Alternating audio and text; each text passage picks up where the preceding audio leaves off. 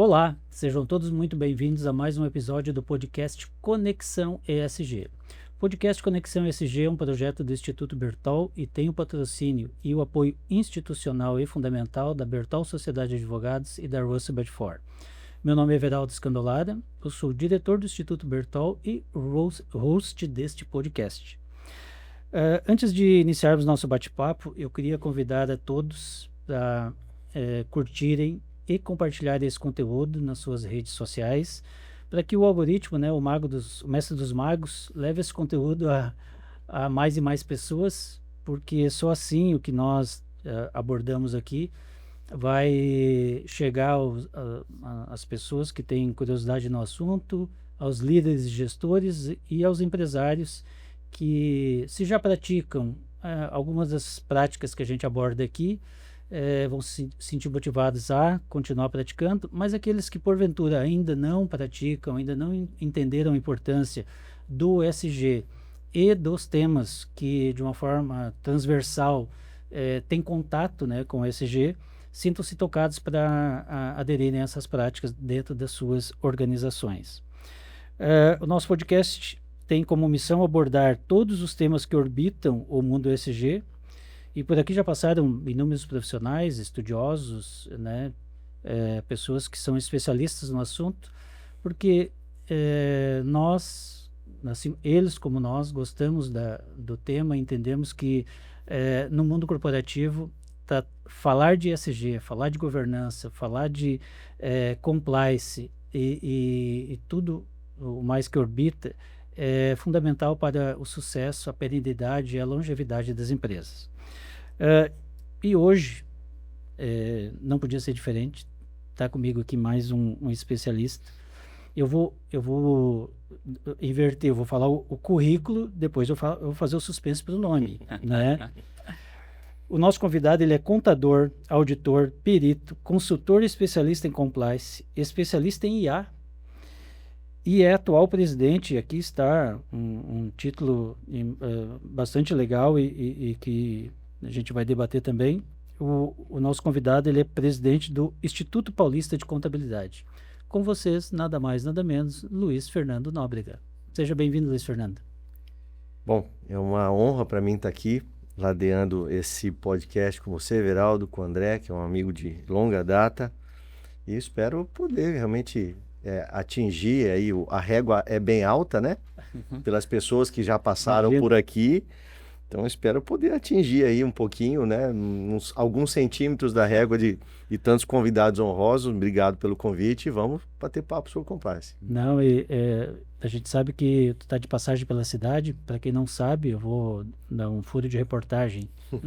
É de Bauru? Como é que se chama quem mora em Bauru? Bauruense. Bauruense. Bauruense. E também descobri que é de lá que criaram um lanche. Isso. A origem é lá. Mas não é feito como é feito lá. Não. O sanduíche, o famoso sanduíche Bauru, conhecido nacionalmente, ele tem a sua receita original, criada por um bauruense, mas não em Bauru.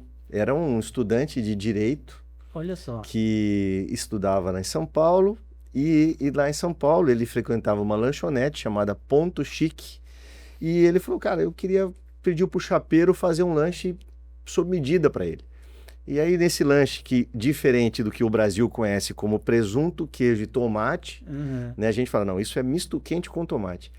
O legítimo Bauru, ele tem o pão francês, ele é tirado o miolo, é colocado 2 tipos de queijo derretido na água quente, no pão, mais picles e rosbife.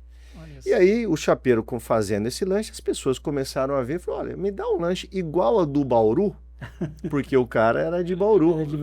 E aí, igual do Bauru, virou o lanche Bauru. E não, né, fazendo um disclaimer importante, não misto quente com tomate.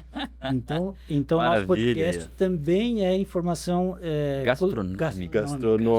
Muito bem. E aproveitando que o ensejo aqui, eu quero dizer, Luiz Fernando, que a tarefa de extrair conhecimentos, teus conhecimentos, ela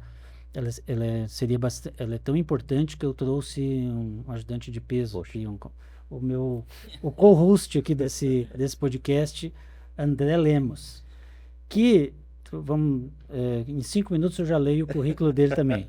Tá louco, não, meu? Faça O André isso. Lemos é advogado, é consultor, professor, palestrante, esteve conselheiro do CARF e do Tribunal Administrativo Tributário de Santa Catarina.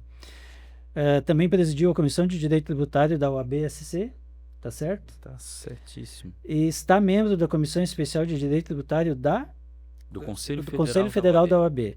Está diretor regional também, olha, aqui mais um instituto conosco, o Instituto Brasileiro de Direito e Ética Empresarial. Inclusive, o presidente esteve conosco aqui num podcast anterior. Exatamente. Um abraço para o Dr. Godofredo. Da Regional SC, né? E também atua como especialista em parcerias estratégicas do grupo AG Capital, que em breve queremos, quem sabe, trazer alguém da AG aqui também. Certeza. Missão dada, missão a ser cumprida. Eu acho que eu esqueci de mencionar no teu currículo, né, Luiz Fernando? Tu também é professor, né? Professor. Professor de pós-graduação, mesma instituição que o André, Isso. BSSP, Centro Educacional. É só para os nossos ouvintes, né, telespectadores aí que nos assistirão saberem que é pesado o time aqui. Pesado. Vai ter que me virar bem para A régua aproveitar só aumenta a bem. responsabilidade.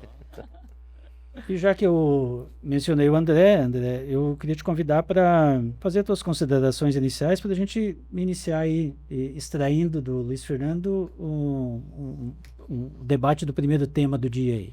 Maravilha. Eu agradeço de novo aí ao Instituto, né, Bertol, que é sempre assim muito legal a gente poder estreitar e conversar. Instituto voltado muito para o compliance, né, para a governança, querendo. E quando o Nóbrega disse que viria a Florianópolis, foi tudo muito rápido, né? Eu digo, bom, ele tem que fazer um podcast com a gente, né? Que ele tem dado aula, tem se dedicado para isso, né? Eu acho que vem do mundo da contabilidade, que, querendo ou não, já é um compliance na veia, né? E eu acho que vamos falar sobre isso hoje, né? Governança, compliance, reforma tributária, inteligência artificial. Isso. E tem bastante coisa para tratar. Eu até, né, falha minha, o título do nosso bate-papo aqui, assim, só para aparecer lá na chamada, né? É governança e compliance, práticas que protegem o valor das empresas, né? Mas aqui nós vamos falar de compliance, nós vamos dar uma visitada na reforma tributária, na IA, que eu sei que tu é especialista, né? Como tudo isso a gente consegue mesclar, né, dentro desse ambiente USG, que o USG tem esse poder, esse dom, essa capacidade de permear todas as áreas da empresa. É um acrônimo que ele trata do ambiental, né, André, do social e da governança, mas ele precisa estar em todas as áreas da empresa, da portaria à cadeira do presidente, ou melhor dizendo, da cadeira do presidente até a portaria, né? Tem que começar de cima. Então, esse é o nosso título, e faça, André, então, a primeira provocação para o seu... Bom, vamos lá, né? Então, eu queria saber um pouquinho do Nóbrega, né? Da trajetória dele, né? E que ele conseguisse aí nos dizer, claro, a trajetória, além de estar presidente do Instituto Paulista de Contabilidade, na trajetória dele, dando um spoiler também, ele já esteve presidente do CRC de São Paulo, que, querendo ou não, é a entidade de contabilidade, eu acho que mais congrega contadores no Brasil em termos regionais, né, em termos de estado. Então, se tu puderes, né, trazer um pouquinho da tua trajetória aí, que eu acho que é bom, é bem interessante para o público, né, saber a suada de camisa, né, até hoje que foi dada aí na tua carreira. Bom, do ponto de vista, né, empresarial, eu comecei a trabalhar em escritório de contabilidade muito cedo, né? Fui estagiário de banco, mas já fui para escritório de contabilidade e tive por 25 anos em escritório de contabilidade, que é uma excelente escola, vocês falaram, né? Compliance na veia, contabilidade. Atendi ali empresas pequenas, médias, empresas grandes, e ali foi uma grande escola técnica. Passei de office boy até todos os setores do escritório de contabilidade. um escritório de contabilidade da família, né? Então, meu pai, que é o fundador, e junto com a questão do escritório, né, com as atividades do escritório, eu comecei a participar institucionalmente das entidades de contabilidade. Comecei no Sindicato dos Contabilistas de Bauru, ali participando da diretoria, e fui ao Conselho Regional de Contabilidade, né? Entrei lá em 2000 como conselheiro. Na época eu era o conselheiro mais jovem do país, né? E é uma coisa que me enche de orgulho, porque o ambiente de um conselho, o André, eu sei que frequenta aí o Conselho de Contabilidade aqui de Santa Catarina, é um ambiente extremamente formal, é um ambiente ali que tinha uma senioridade, assim, absurda. E eu entrei, né, numa câmara de fiscalização, avaliando processos, né, para julgar colegas que tinham cometido algum tipo de infração. E eu me lembro que eu tinha que estudar muito mais que os meus pares ali, porque eu era um jovem, né, de 26 anos, perdão, e no meio de senhores ali de 60 para cima, pessoas oriundas das Big Four, com uma bagagem absurda, internacional, inclusive, e eu ali defendendo meus relatórios, meus relatos dos processos, e ali eu fui galgando degraus até sair ali como presidente, né, em 2012, 2013. Depois disso, eu fui ao Conselho Federal de Contabilidade, fiquei 4 anos ali na vice-presidência de Fiscalização, Ética e Disciplina, que tem tudo a ver com compliance. E nesse ambiente, o compliance foi entrando na minha vida também, né? Por ter que fazer inúmeros atos que hoje a gente sabe que tem conexão com compliance, as conexões também que a gente fazia com outras instituições, né? Eu citei aqui nos bastidores, a gente estava falando do COAF, por exemplo, que eu trabalhei muito com eles. E aí em 2017 eu falei, bom, eu preciso decolar minha carreira, né, de uma maneira diferente. Eu fui estudar mais sobre compliance, né? Eu me formei ali na LEC em São Paulo, né, a Legal and Ethics Compliance, e comecei a me dedicar exclusivamente nisso, né? Tive que escolhi então na profissão contábil ficar com a perícia contábil, que é onde eu milito até hoje.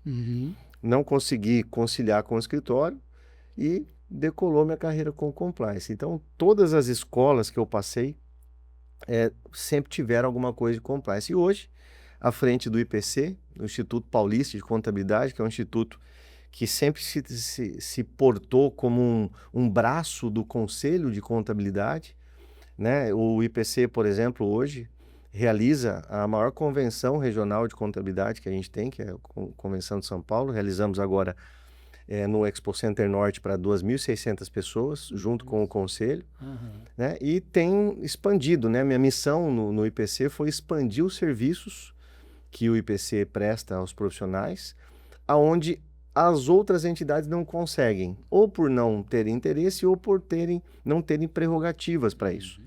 Então o IPC ele quer ser um prestador de serviço ao profissional da contabilidade, ampliando parcerias. A gente tem galgado aí parceiros importantes para poder prover serviços diferentes ao profissional da contabilidade. E o meu desafio nessa gestão de 3 anos, né? Estou chegando aí no final do meu primeiro, é realmente ampliar as parcerias e trazer mais serviços aos profissionais de contabilidade. Então, em linhas gerais, essa é a minha trajetória. Também não quero me estender, que eu tenho um pouco de vergonha de ficar falando de mim. Mas é importante a gente te conhecer, porque a gente sabe que por onde a gente passa, nas empresas, nos órgãos, sempre fica um legado, né? Sempre tem, e traz de lá experiências para outras áreas de atuação, como tu bem falou, a questão do compliance, né? Tu acabou sendo picado pelo inseto, né, do compliance nesses órgãos que tu passou aí. Exatamente. Então,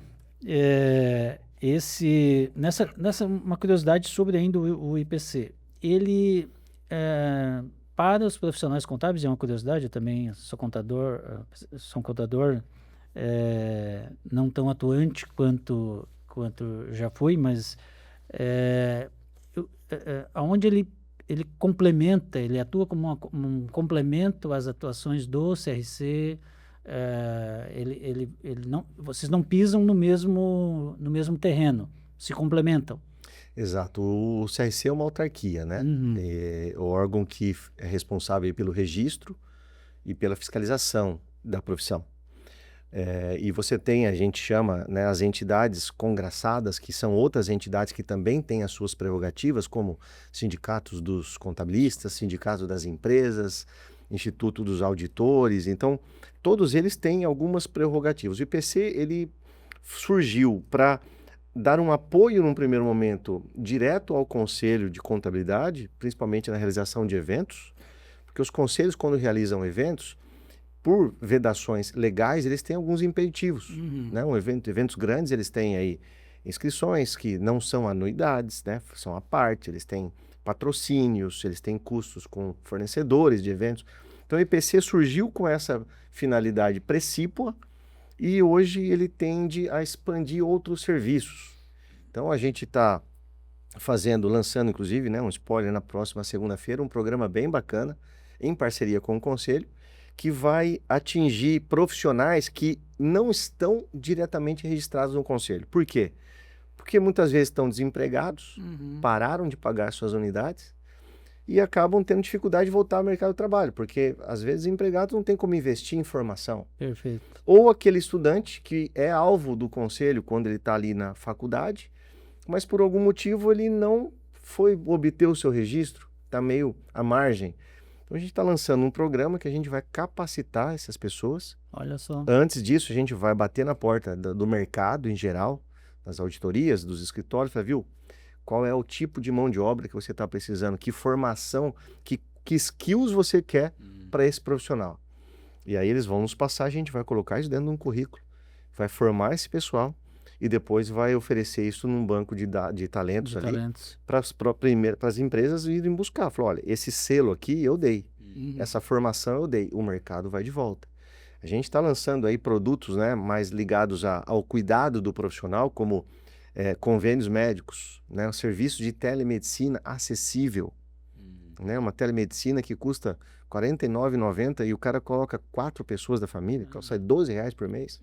Alguns profissionais eles não têm condição de ter um plano de saúde, Exato. mas ele quer um atendimento mais confortável, né, mais cômodo, ele vai. Então, o IPC está surgindo com novos serviços para o profissional. E respondendo, né, objetivamente, ele não pisa no mesmo terreno do Conselho. Alguma coisa da educação dos profissionais, vocês acabam também provendo, né, oportunidades.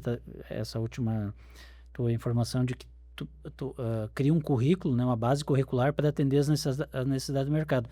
Porque o CRC, de alguma forma, ele também incentiva a educação profissional continuada, até para atender as questões do Conselho Federal de Contabilidade, mas no caso do IPC ainda faz com esse, vamos dizer assim, com um aspecto social ainda maior, né?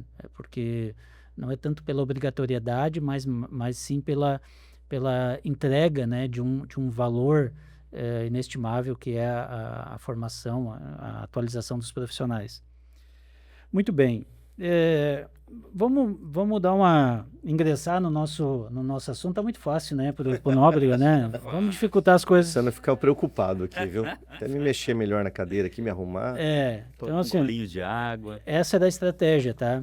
Tá. Deixar tu cair no alçapão. Agora é que vem. Agora. Tu entrou na jaula, agora a gente vai... Já trancaram a chave, tá lá de fora. Vou chamar pelo teu nome de guerra, então, Nóbrega. Né?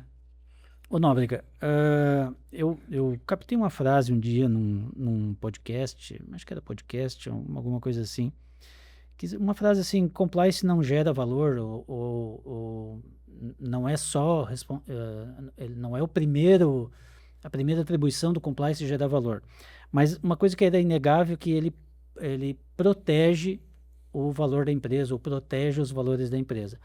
Porque no comentário da pessoa que disse essa frase, que se eu lembrasse o nome eu diria para a gente dar os devidos créditos, ele diz assim: muitas vezes a empresa gera milhões de faturamento, milhões de receita, e esses mesmos milhões podem ser gastos, ou uma parte deles, para conter um problema reputacional, um risco, uma multa, né, de um órgão fiscalizador aí por não ter atendido a uma determinada norma.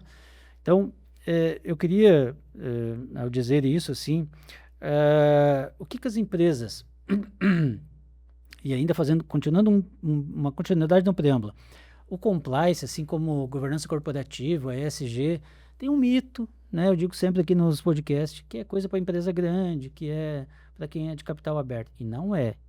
Para eles é obrigatório. Para as demais, é quase que um dever de gestão investir em ESG, investir em compliance, em governança, porque só vai melhorar a sua empresa. É uma prestação de contas própria. As de capital aberto prestam para si, prestam para fora. As de capital fechado, no mínimo, né, prestam para si, né? Porque coisa melhor do que tu não precisa tu arrumar a casa para ti, né? E aí dentro dessa lógica que compliance, ESG, governança é para todas as empresas, por onde começar? Assim, pela experiência que tu já passou, já viveu, de uma forma mais simples assim, como um empresário hoje poderia começar a pensar em implantar esses conceitos de compliance do modo mais simples, menos traumático, mas que vai trazer resultados já de curto e médio prazo. Tá, eu gostaria de, né, você falou do mito, né, que o compliance é de empresa grande. Eu queria citar um amigo que, uma vez falando sobre compliance num evento, ele trouxe um exemplo que a gente percebe que realmente ele é para todo mundo. Ele falou assim, o compliance dentro da sua casa.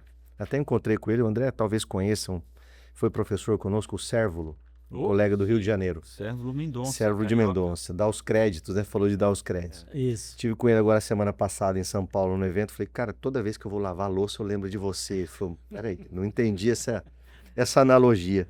Ele deu o exemplo, assim, o compliance dentro de casa, quando você lava a sua louça, quando você vai colocar a faca no escorredor, né, de água ali, você coloca ela com a ponta para baixo. Por quê? Porque se você for colocar ela para a ponta para cima, quando você for colocar outro objeto ali no escorredor, ela vai te machucar.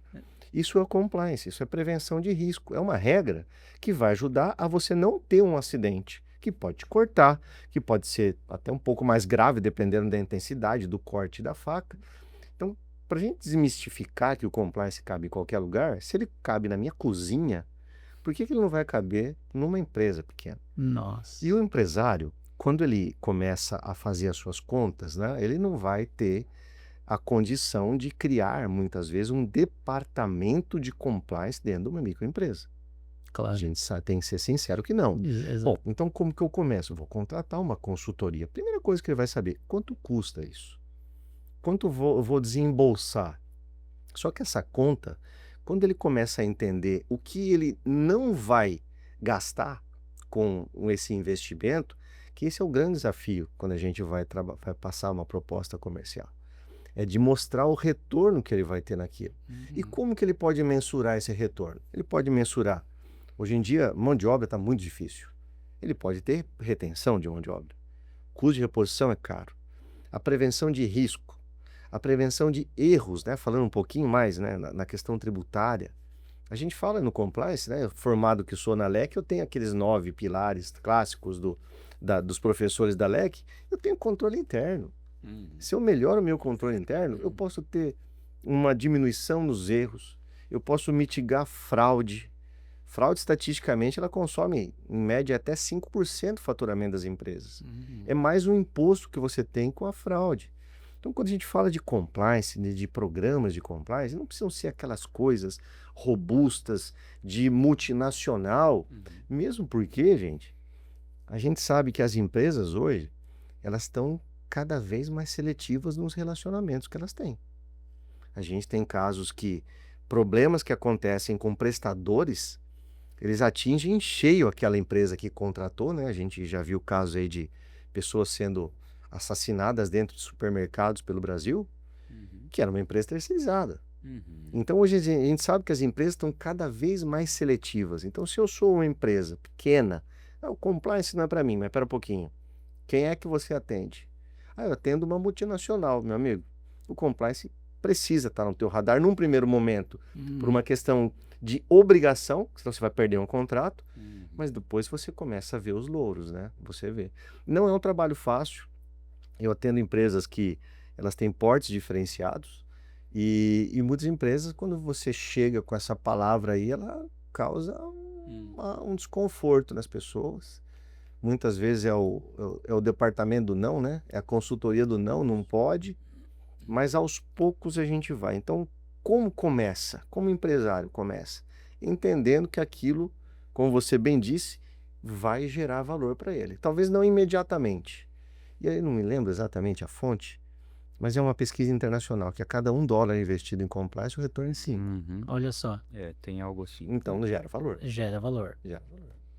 E também se encarrega de proteger esse valor, né? Com certeza. Porque pegando a analogia que eu achei maravilhosa da faca com a ponta para cima ou a faca com a ponta para baixo, uma vez que ficou determinado que quando lavar uma faca, colocar no escorredor, ela fica com a ponta para baixo, ninguém vai se cortar. E se ninguém se corta, não há dano para reparar, não há prejuízo, né? Então, pode até eventualmente ocorrer outros riscos, mas temos um já mitigado, Exato. né? Então, é muito importante, eu vejo, às vezes a gente acaba parecendo chato, né? Porque o cara do compliance, ele acaba não sendo convidado para o almoço, porque não pode falar nada perto do cara do compliance, né? Mas, brincadeiras à parte, assim, a gente bate nessa tecla da importância do compliance para as pequenas e médias empresas. Desmistificar que isso é custo, isso é um investimento. É igual um painel solar, eu costumo dizer assim, quando tu coloca um painel solar, só porque tu está vendo instalado no teu telhado, mas primeiro tu alcançou algum nível de capital, de investimento na frente para colher no médio prazo. Exato. O investimento em compliance, mal comparando, é algo semelhante. Tu vai fazer algum nível de investimento e tu pode escolher o porte de investimento que tu queira fazer e o caminho da consultoria como é que é? Com toda... tentando ser isento, né? Porque a gente que trabalha com consultoria, às vezes, né? Mas a consultoria é um atalho, porque eu vou lá, gasto, o consultor ensina, tá aqui a bicicleta, vou botar vocês na bicicleta, vamos aprender a andar na bicicletinha, mas depois todo mundo fica andando, né? A empresa consegue andar sozinha. Eventualmente tu pode ir lá e fazer como é que chama? Uma reciclagem, né? Mas depois que tu pega as primeiras lições, vai embora. Então a gente tem que desmistificar, e é por isso que acho que o nosso papel aqui, eu me sinto uma das motivações é quebrar esses pré-conceitos com relação a algumas ações de gestão. Um outro tema que nós trouxemos para tratar aqui, e eu queria convidar o André para a gente introduzir ele aí, nós combinamos de falar de reforma tributária, da IA, né? O que perpassa, né? Qual é a transversalidade aí que a gente tem com o compliance? Porque no mundo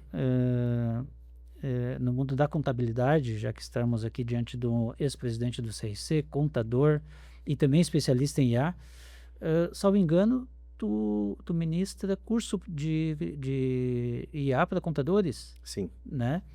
Então, pegando esses ganchos, André, o que a gente poderia explorar? Como é que a gente coloca isso dentro de um planejamento de compliance?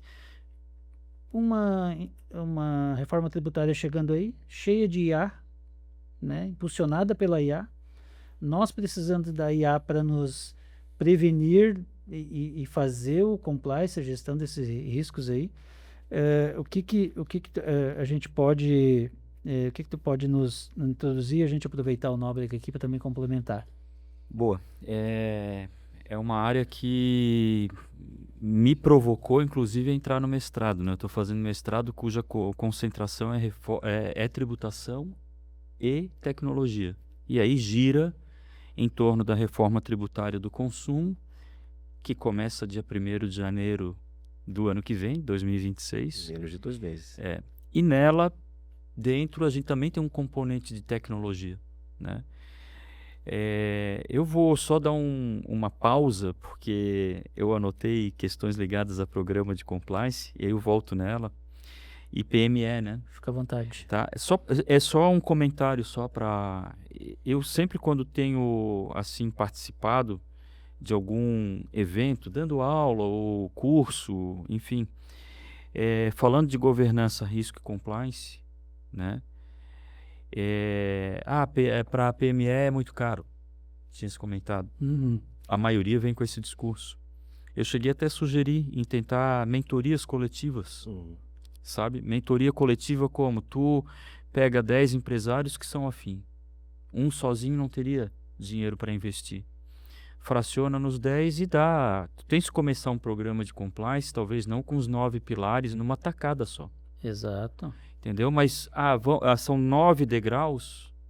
Vamos fazer 2 no primeiro ano? 2 nos 6 primeiros meses do ano? E se a gente for pegar, tá? É isso que tu falou, Nóbrega. Quem está contratando, até via licitação, administração pública contratando pessoas jurídicas, já diz, se tiver um programa de compliance, tu participa.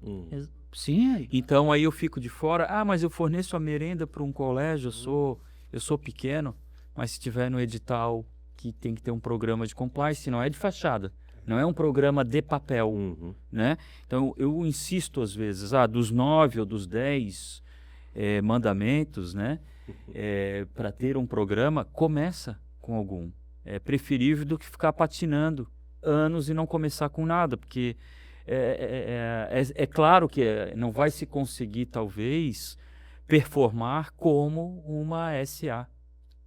Sim. Como uma multinacional, mas eu acho que é preciso começar. Eu acho que esse é um ponto, né? E mentoria coletiva, eu acho que nas associações de classe poderia se ter um grupo de mentores para mentorar, de 5 em 5, de 10 em 10, né? No Pilates a gente faz aula de 3 em 3, né? E aí fica o físio lá fazendo aula em 3 em 3, a gente pode pegar de 3 em 3, de meia dúzia em meia dúzia. Enfim, é uma sugestão que eu acho que também ela é muito válida. Talvez até, a Nóbrega, no IPC... Eu estou anotando aqui, ó. Talvez, e aí a gente até conversar também um pouquinho sobre isso, que eu acho que é uma coisa bacana. Bom, voltando aí, então à minha pergunta, né? Reforma tributária e utilização de IA. A gente tem um componente de tecnologia que lá na década de 60, quando a gente teve o Código Tributário, o Sistema Tributário Nacional não tinha, que é tecnologia. Agora a gente vai ter um mecanismo, por exemplo, split payment, que arrecada e divide para o Estado, para o município, para a União, né? Dá o crédito em 72 horas para quem pagou o tributo, né? E assim vai. Queria, de repente, trocar um pouquinho de ideia, ela pode ficar longa, né? Porque realmente eu acho que é vasto. Acreditas, Nóbrega, que a IA ou tecnologia é um dos pilares da nossa reforma e se não andar bem, a tributação nova fica comprometida? É uma pergunta boa. Essa não estava combinada nos bastidores. O nome dessa pergunta a gente está aqui. O cara tira assim. No script, a pergunta a definir não era essa. Não é. O nome dessa pergunta é No compliance. No compliance. Casca de banana. Casca de banana. Compliance de surpresa. Eu tenho estudado bastante, por conta até do compliance. Os meus estudos de IA vêm depois do estudo de compliance. Então, eu enveredei muito antes no compliance. E eu fui forçado a entender muito bem, né, a questão ligada a risco tributário. É a minha área de formação, contabilidade. A área tributária, ela faz parte do universo contábil, né?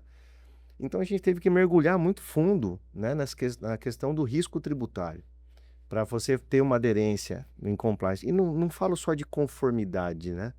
De tá cumprindo a lei. Eu estou falando de riscos reais mesmo. Risco de fraude tributária, risco de processos, enfim. E aí entra a questão da tecnologia. A questão que no passado não era ainda IA.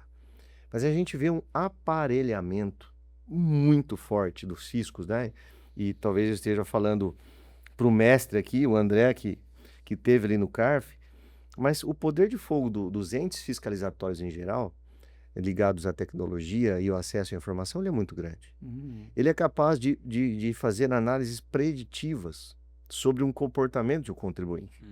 E diferente de uma previsão, a predição, ela vai buscar elementos reais, padrões de comportamento e vai dizer, essa empresa tem uma chance real de, no futuro, ela ser uma sonegadora.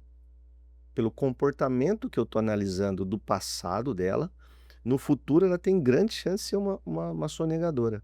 Eu vou começar a monitorar diferente. Lógico, tem as escalas, né, que o fisco usa, né, de prioridade, enfim. Mas como que nesse cenário atual, né, reforma, inteligência artificial, o que eu estou enxergando disso? Que as empresas, ainda hoje, né, nós falamos aqui, né, menos de 2 meses para o 1º de janeiro de 2026, as empresas ainda estão perdidas. E muitos colegas, né, todo evento de contabilidade fala sobre reforma tributária, a gente ainda vê muitos colegas perdidos. Como que a tecnologia pode ser uma aliada nisso? Para auxiliar os profissionais e as próprias empresas a entenderem os riscos que elas estão correndo. As empresas não pararam, por exemplo, para analisar os seus clientes e fornecedores. Quem são meus fornecedores? Né? Dentro da cadeia agora que a reforma vai transferir crédito, né? A minha carga tributária vai aumentar muito, mas se eu aproveitar os meus fornecedores, eu vou ter uma atenuante nisso. Mas quem são os seus fornecedores? Você já foi ver isso? Será que tem muita empresa do Simples Nacional que não me dá crédito? Que não me dá crédito. Sim. E hoje a gente fala, casa, né? hoje a gente fala de ferramentas de inteligência artificial que você consegue criar automações, eu diria até aplicativos, que você de forma automatizada coloca lá uma lista com seus clientes, né, CNPJ, uma tabela de Excel ali dentro, e ela vai te dizer, olha, esses são os seus clientes que são Simples Nacional, ou foram desenquadrados recentemente, e você começa a criar estratégias para entrar nesse novo movimento de uma forma mais preparada. Diferentemente de, vou pagar para ver, e o André trouxe o split payment. Como que vai funcionar isso? Empresas que se financiavam com os impostos não vão mais se financiar. Isso pode ter um impacto gigantesco no fluxo de caixa das empresas. E, em paralelo, o fisco, de outro lado, também usa do poder de fogo que ele sempre teve, de informações, de cruzamento de informações, e agora com a inteligência artificial. Né? Então, se um contribuinte, poucos contribuintes talvez tenham um poder de investimento compatível com a Receita. A grande massa não tem. E se esses pequenininhos estão usando a IA para se defender, a Receita está usando a IA para fiscalizar, para ampliar cada vez mais suas linhas de ação, sua abrangência de fiscalização, de análise. Então, a gente tem que ter muito cuidado, usar a IA ao nosso favor. Quando a gente fala de investimento em programa de compliance, né, que às vezes o pessoal acha que é caro. Nos cursos que eu dou, a primeira pergunta, e amanhã eu vou dar um curso aqui, a primeira pergunta que vão fazer é o seguinte, essa IA que você está mostrando é paga? O pessoal faz a mesma pergunta, tem a versão gratuita? E eu digo, meu amigo, se você tiver achando que investir, sei lá, R$500 em ferramentas de IA é caro, não invista. Continua usando, né? Porque tem muita gente que acha que usa IA ainda hoje e está usando a versão free do ChatGPT. Isso é só a pontinha do iceberg. É onde você vê o retorno. Se nós falamos aqui, $1 investido em compliance retorna 5, o investimento em IA bem feito, sabendo usar as ferramentas, você tem um ganho de produtividade, redução de erro, projeção de cenários, tudo isso usando ferramentas que estão acessíveis.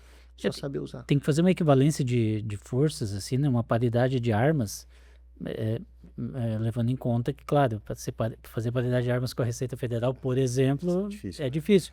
Mas tentando se aproximar dessa paridade de armas para também ser preditivo, né? Se proteger, porque ninguém, em tese, né? Pressuposto da inocência, né? As pessoas, ninguém abre uma empresa disposto, né? Vou fraudar, vou errar, vou corromper. Não. Se pressupõe que a empresa comete erros por não conhecer integralmente a legislação, por estar mal orientada, enfim, né? Presunção da inocência. Então usa, né, um agente de IA para atuar naquilo que ele não consegue ver por conta própria ou não consegue ver a todo momento. E uma IA vai estar ali de vigilante, 24 horas por dia, o famoso 24/7, né? Então, usar e fazer pequenos investimentos, eu acho que tem a mesma lógica e isso é uma ação de compliance, né?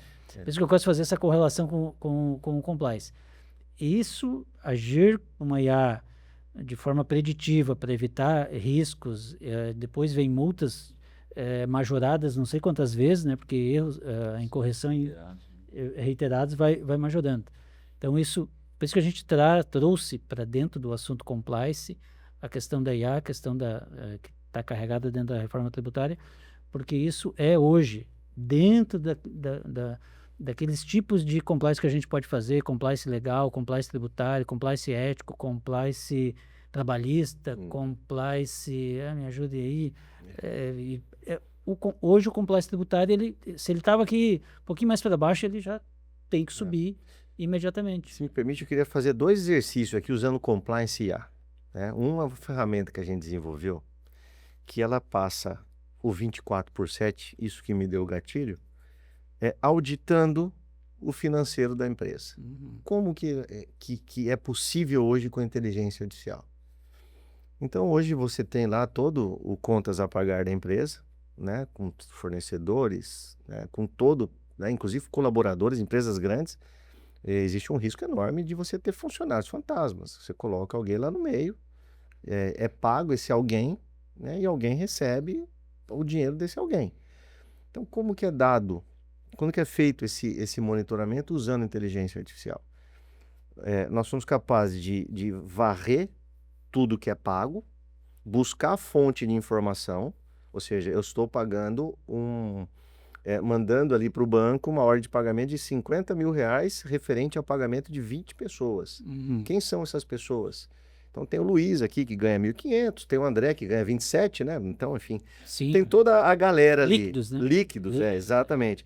E aí o que acontece? Bom, se o Luiz tem 1.500, pagamos o Luiz? Pagamos. O comprovante de pagamento do Luiz é o Luiz mesmo? Conta em qual banco? A conta do Luiz é cadastrada ali dentro do RH? Então tá bom. Luiz, 1.500, check. Vamos ver o André ali. Verdinho, check. Verdinho, check. Vamos ver o André ali. Né? Conta, a conta é do André, E o valor é diferente. Por que pagou diferente? Então ele analisa o documento do pagamento e analisa a fonte de informação que mandou pagar. E faz cruzamento e me dá um relatório. 24/7. Isso é compliance. Estou falando de controle interno. E vamos para uma outra seara do tributário, usando uma IA simples. O chat GPT. A conversa dentro do chat GPT. Pago. Né? Vamos falar do pago. Por quê? Porque você tem segurança. Se você usa uma ferramenta gratuita, você não tem contrato. Isso é compliance.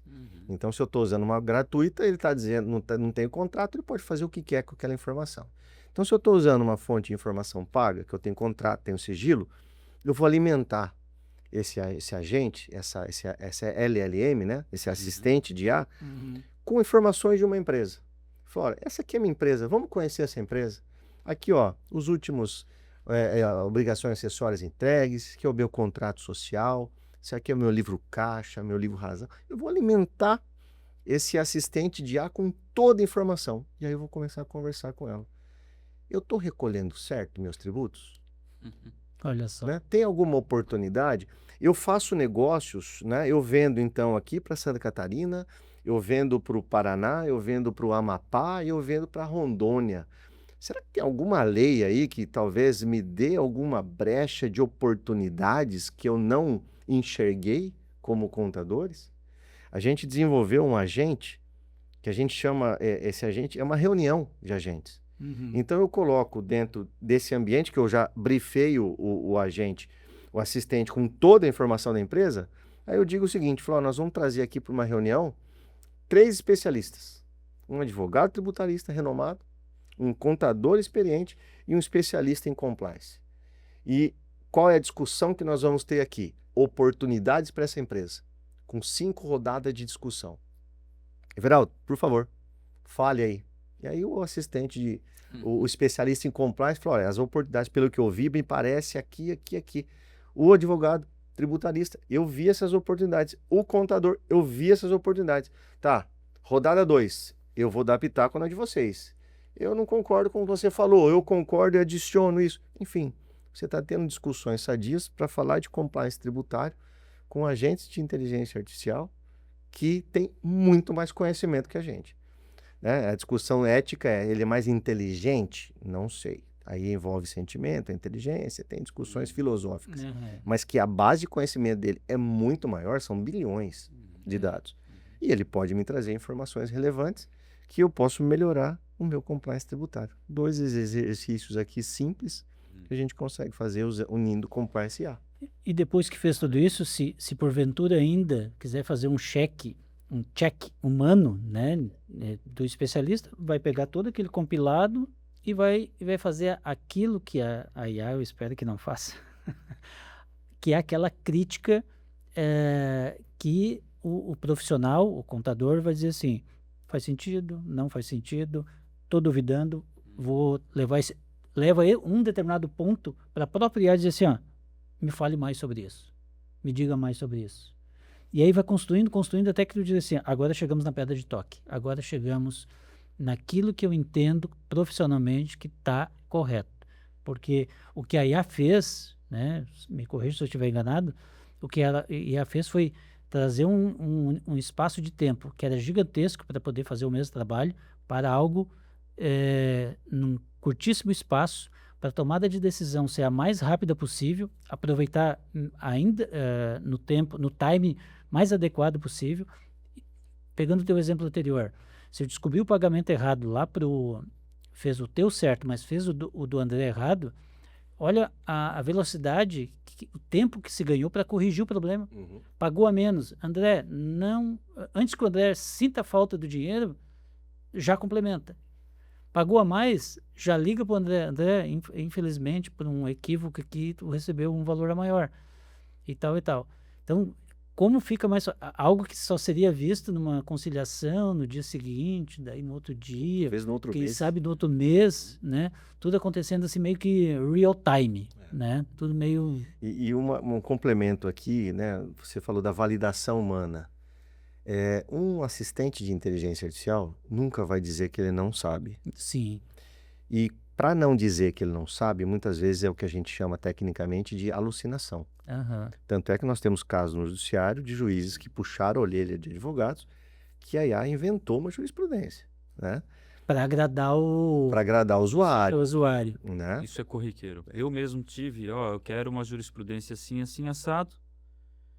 Quero que tu coloque, né, na minha peça, na minha petição. E aí trouxe nome da desembargadora, sobrenome, número do processo, eu fui lá, não existe. Não existe. Aí eu digo, olha, procurei por aqui, dele, ops. Eu errei. Né? Então, é uma coisa que a gente sabe que igual a criança que fez arte. É uma criança muito inteligente, mas que a gente também tem que saber o domínio, né? Talvez por isso, Everaldo, que ela não ainda... Talvez a gente não veja isso, né? Ela decidindo por tudo. Né? Já existem IAs mais focadas, né? Mais segmentadas, inclusive para o universo jurídico, que são mais precisas. Mas o fato dela alucinar, ela nos leva à necessidade de uma validação humana. Né? Eu sempre brinco que no final da linha tem que ter um ser humano para apertar o botão de play e vamos adiante. E essa validação, eu costumo fazer inclusive com outras IAs. Né? Então você está discutindo ali, né, no mais usado hoje em dia da maioria das pessoas, o ChatGPT. Eu pego o trabalho, né, antes de fazer a minha validação final ali, que eu sempre faço, os trabalhos de perícia são arriscadíssimos, você fazer um Ctrl+C, Ctrl+V, e você vai lá numa outra IA, vou no Gemini do Google, vou no Cloud, olha, e eu ainda sou aquele cara que faço intriga. Olha, eu fui lá no GPT, ele me deu esse resultado aqui, eu tô achando que tem alguma coisa errada, dá uma olhada para mim aí. E ele faz uma validação. O fato é que a gente tem meios de você conseguir melhores performances, mais ideias, né? Mais discussões, coisas que às vezes você não tem um domínio pleno, mas ele te deu um bom caminho para você segmentar um estudo, por exemplo. Né? Vamos procurar uma lei. Falei, tô procurando, como é que chama mesmo aquela lei poxa, Leila, vai dinheiro. Tudo bem, o Google faz isso, Luiz faz, mas é um artigo que fala sobre isso, isso, isso. Talvez ele não faça mais. Então, a gente tem que saber usar com parcimônia. O erro grande é o Ctrl+C, Ctrl+V, líquido e certo. Eu já fiz, mas eu validei. Mas eu já usei o Ctrl+C, Ctrl+V. Você valida, mas o cara estava tão bom, né? Eu criei um agente que ele faz revisão de imposto de renda, pessoa física.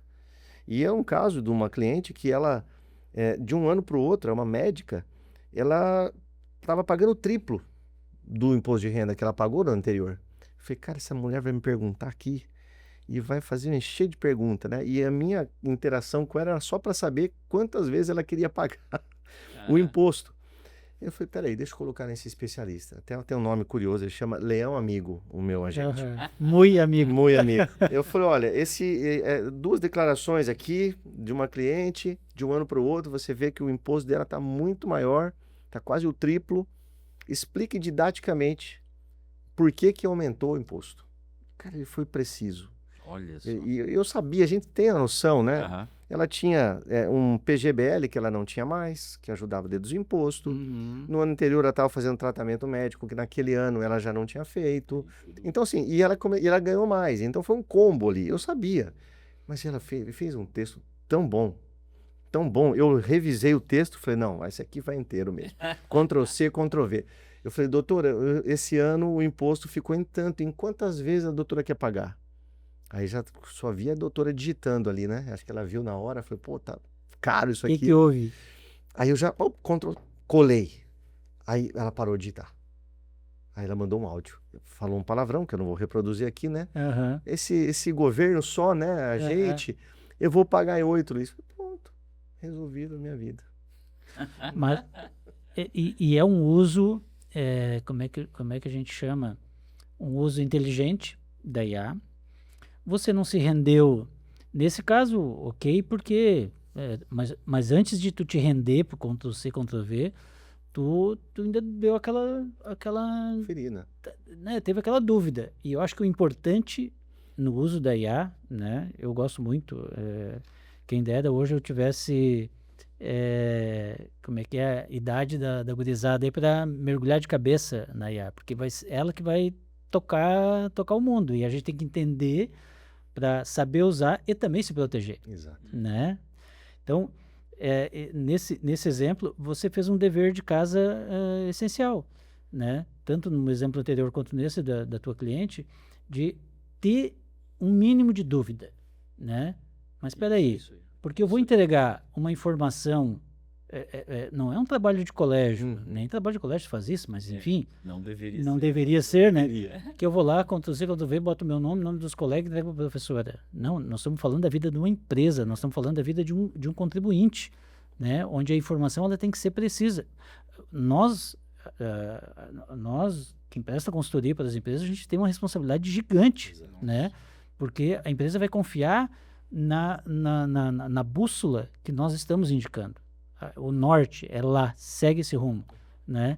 E aí, se a gente entregar isso para uma IA, que daqui um tempo pode ser mais tranquilo, só que agora a gente tem que duvidar. Exato. Mas não deixar de usar, só duvidar até que ela deixe de querer nos agradar como usuário e diga realmente a informação precisa que a gente necessita. Mudou bastante. Eu fiz um post um tempo atrás que falava da IA do amor, né? Porque hoje você tem tanta concorrência que ela quer criar um vínculo com você para poder você ficar com ela. Mas mudou muito, porque isso estava sendo, ao invés de aproximar, estava afastando, né? Dizia assim, poxa, que bom que você voltou, Luiz, não sei o que, não precisa puxar meu saco. Eu quero que você seja minha assistente, meu assistente que vai me ajudar. Então não precisa ficar, sabe, com essa coisa. E elas mudaram bastante, mas todas elas têm lá um disclaimerzinho, né? Já que a gente está falando de compliance, um disclaimerzinho importante. Confira o que eu te entreguei. Exato. Valida isso. Exatamente. E é o que a gente tem. Ela vai nos ajudar em ganho de performance. Ela nos ajuda a corrigir erros, a detectar erros e fraudes, né? Auditorias, eu fiz uma auditoria num condomínio recentemente e eu fui, assim, useiro e vezeiro da inteligência artificial. Agora, o que a gurizada está fazendo hoje é o seguinte, ela acha que, bom, como é que eu vou fazer essa auditoria? Eu tenho 12 meses de balancetes de um condomínio para auditar. Eu vou jogar tudo isso dentro do IA, audita e faço um parecer. Pronto. Não. Mesmo porque as IAs têm uma janela de contexto, ela vai enxergar um pedacinho do documento. Você tem que saber usar, manipular, mas enfim. Eu me apaixono quando falo de ato de compliance, mas muito bom, muito desviei do tema aqui, vocês me perdoam. Não, está dentro do tema. Nós estamos nos aproximando aqui do termo, infelizmente, eu sempre digo, né? Porque quando a gente aquece, embala, passa rápido, né? É verdade. Muito bom. Mas isso fica, Nóbrega e André, aquele gostinho de vamos conversar mais vezes, né, sobre o tema. Mas assim, resumidamente, o que nós abordamos aqui, nós falamos de compliance, né? Compliance como instrumento de governança, o compliance nos seus desdobramentos, compliance legal, compliance tributário, que a gente abordou aqui. Dentro desse compliance tributário, temos de um lado, né, a espada apontada para nós, que é a IA sendo usada como instrumento de fiscalização para aprimorar a fiscalização dos órgãos, mas nós também temos do nosso lado uma espada, não digo equivalente, mas, né, proporcional ao que nós podemos, que é a IA para nos blindarmos, mitigarmos os nossos erros, os nossos desvios aí dos normativos, para evitar prejuízos financeiros, né? Então, aí ela pode atuar na prevenção, ela pode atuar na nossa própria educação enquanto contribuintes e principalmente enquanto profissionais, mas vigilantes, né? Vigilantes com o que ela nos entrega, mas não abandoná-la, né? Como ferramenta. Então eu vou iniciar a parte que eu não gosto, que é as considerações finais. Eu deixo o Nóbrega por último, que o convidado ele tem que brilhar acima de todos aqui. Que honra. André, suas considerações finais aí dentro do que nós falamos. As minhas é agradecer o tempo do Nóbrega, também a possibilidade de trazê-lo aqui, conhecer o Instituto conhecer o Nóbrega e também o Instituto do qual ele preside. Eu acho que isso aí também é uma coisa que sempre me deixa muito contente de tentar aproximar de alguma maneira as pessoas, né, com propósitos bons. Então, espero que a gente tenha entregado para o público algo aí para pelo menos provocar, né, os assuntos. Eles poderiam se estender em 2 ou 3 podcasts com maior tranquilidade do mundo. Mas já vamos consignar o convite para outras oportunidades de vida, Florianópolis. Essa cadeira vai estar te esperando.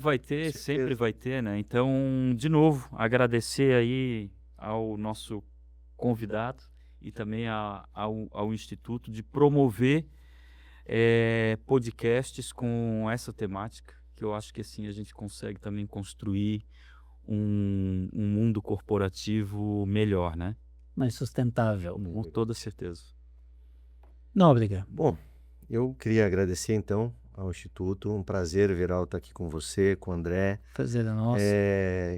Acho que essa vinda aqui, ela pode ser muito, muito profícua, né, para a gente juntar esforços dos nossos institutos, né? Nós, como eu disse, né, no início, o IPC ele tem feito parcerias estratégicas bem interessantes e eu acho que tem muita aderência entre os nossos institutos, que a gente possa nos afinar. Com certeza. É um prazer, né, falar sobre temas que a gente gosta, né, e falar sobre compliance, sobre inteligência artificial, sobre contabilidade, sobre área tributária.